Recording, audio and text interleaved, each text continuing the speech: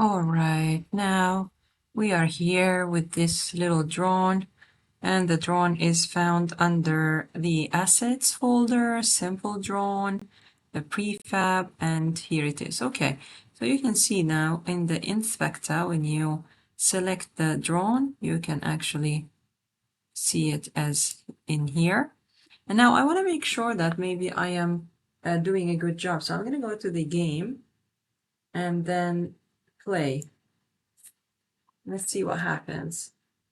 Would it see it or not? As you can see here, this is my drone, and it is, in fact, it is in fact right on top.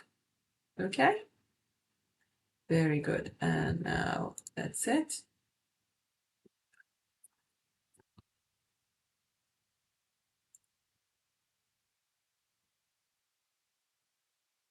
And this is how we test that our drone is actually working just fine.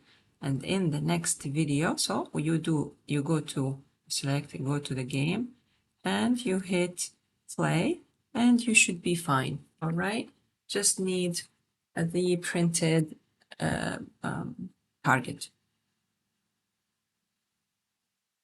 See you in the next video.